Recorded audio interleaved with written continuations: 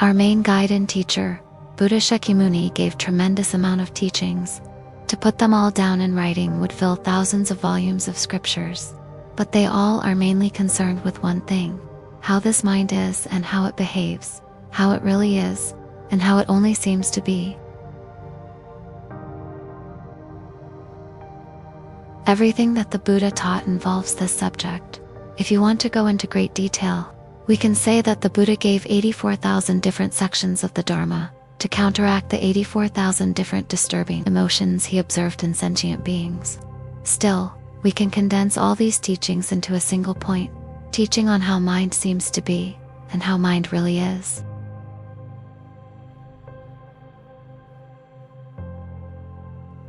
Because the Dharma adapts to the capacity of all different types of people, you can say that there are 9 vehicles, 9 levels of teaching.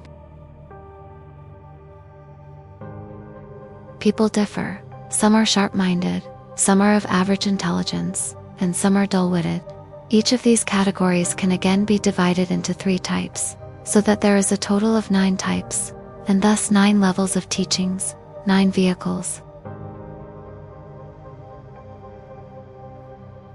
For those who have the least capacity, the Buddhas teach the vehicles for Shravakas, Prataka Buddhas, and Bodhisattvas. For the medium type, the Buddhas teach the 3 outer tantras, Kriya, Upa, and Yoga. For the highest capacity, the Buddhas teach Maha, Anu, and Ati. There are 2 main ways to approach the Buddha Dharma: the way of a scholar, or the Pandita's way, and the way of the Kusulu, meaning a simple meditator. The scholar's way involves complete comprehension of what the Buddha taught, which requires a perspective on the whole body of teachings. Scholars need the details of everything in all of the 9 vehicles, starting with the aggregate of form and continuing all way up until the state of omniscience, the enlightened state. A scholar needs to gain complete comprehension about how everything works in relationship with cause and effect.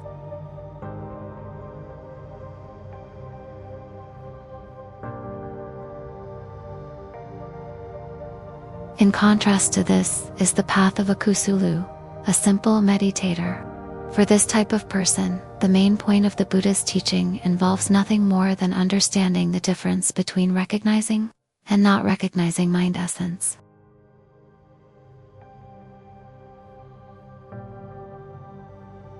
Not recognizing is samsara, while recognizing is nirvana or liberation.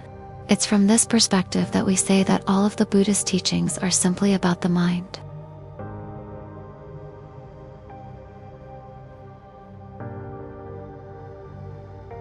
So, how is this mind, really? In essence, it is empty, 100% so. There is no doubt about this. It is empty and has primordially been so. The analogy often used here is that of space. Space is primordially empty. There is no maker or creator of space.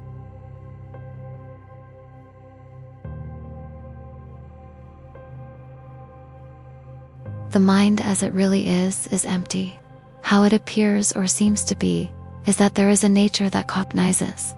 This cognizant quality of empty mind is ever knowing. Whatever takes place can be known, whether it is samsara, the path, or nirvana. These 2 aspects are called the real and the seeming. The real is empty. The seeming is that there is a something that experiences whatever is.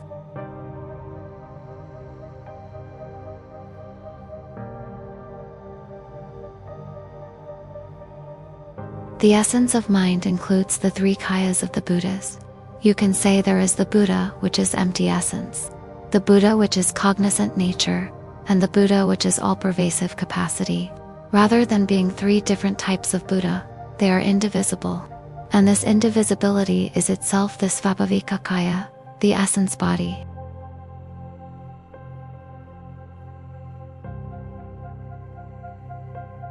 This indivisible nature is present in every single being as the continuity of one's mind.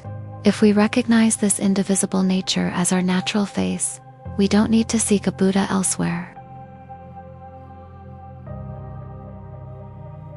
If you do end up seeking a Buddha in some other place, there isn't any to find. This is what is meant by the famous line, "Although my mind is the Buddha, I fail to see it."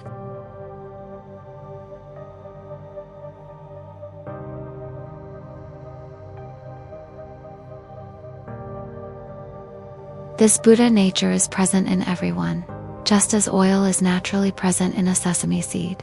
Squeeze a sesame seed and you'll invariably get a tiny bit of oil.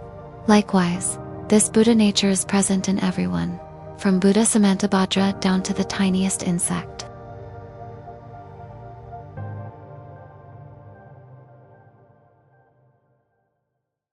It's our karma and disturbing emotions that determine how we end up in these different physical bodies, these different incarnations.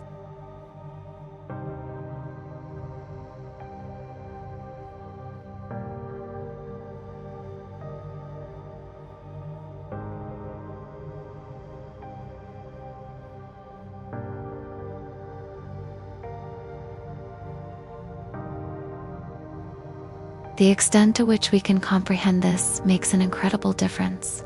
Some people, by simply hearing one sentence of this teaching, will immediately understand. Others don't get the point, they don't comprehend, no matter how much is said.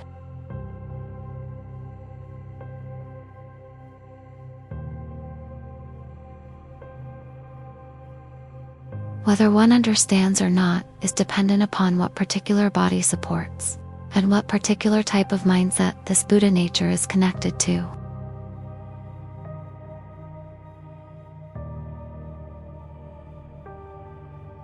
But Buddha nature itself is the same in everyone, with no decrease or increase, change or alteration between individuals. It is not that one person has an eminent Buddha nature while someone else has a low-grade Buddha nature.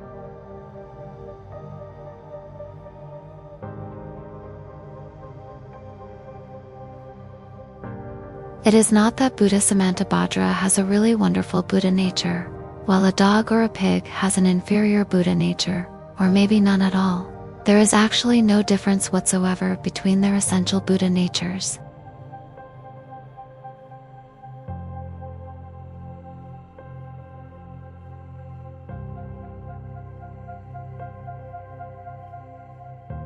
Our task is to recognize and realize our own Buddha nature.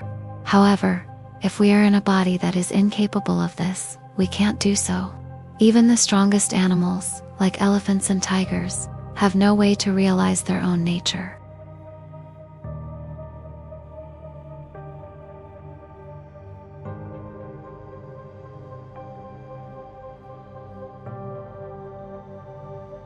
Among the 6 classes of sentient beings in samsara, only human beings can recognize their Buddha nature. Only humans have capacity to understand the meaning of the teachings.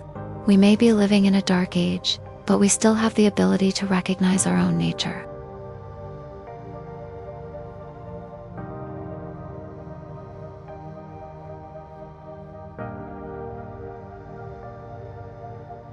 An old prediction has it, when the age of degeneration is rampant, the Vajrayana teachings will spread like wildfire. When the 3 poisons are ablaze in people's minds, it is easier to acknowledge their antidote, which is the recognition of Buddha nature.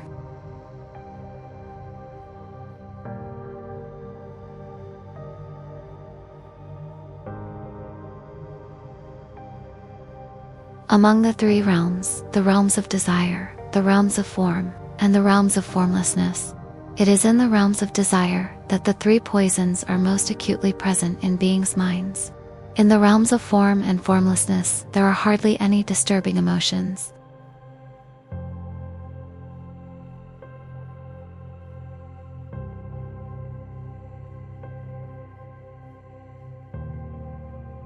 Without disturbing emotions, the remedy, the recognition of mind essence, has no real force.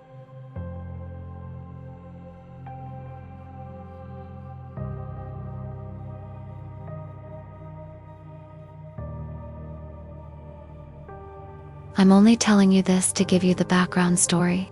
The point I'm trying to make here is that everything is included within the seeming and the real. As for the real, remember that mind is primordially empty.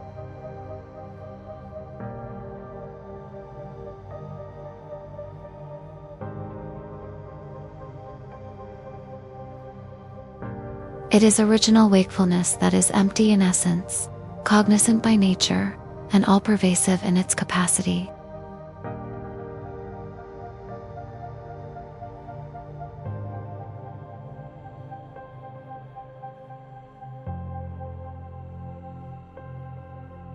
This original wakefulness, Ishe, is not a blank void. It is cognizant. It has the ability to know.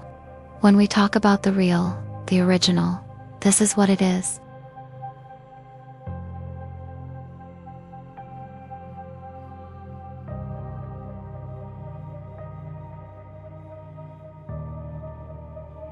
Original wakefulness, empty in essence, is the Dharmakaya of all Buddhas.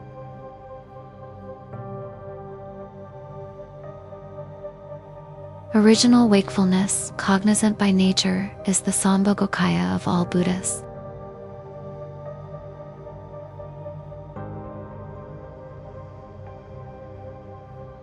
Original wakefulness is also all-pervasive in its capacity. The innate capacity in which being empty and cognizant are indivisible is called the Nirmanakaya of all Buddhas.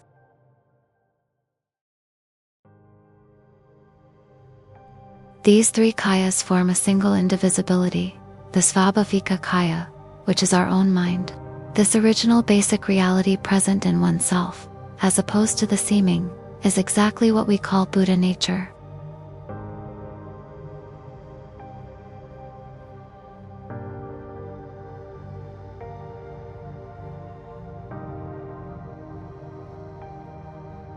Mind is also the unity of experience and emptiness. You could say that the seeming and the real are a unity as well, in that mind is the unity of experience and emptiness.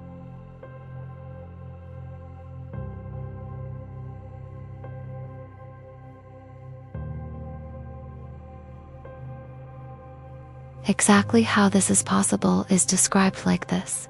Intrinsic mind essence is Dharmakaya. Intrinsic experience is the radiance of Dharmakaya. It's like the sun and the sunshine, like body and limbs, like the sky and clouds.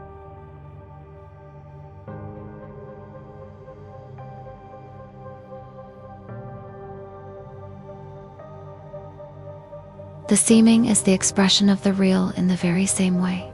Right now, we experience the elements of earth, water, fire, wind, and space as external to ourselves.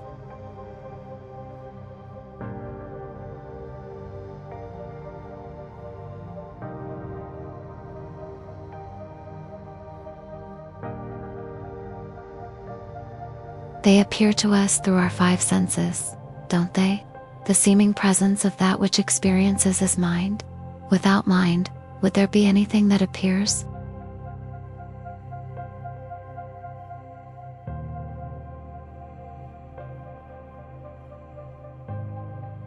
To what would these appearances manifest? Because this experiences, you cannot deny that there is appearance. To say there are no appearances is a lie.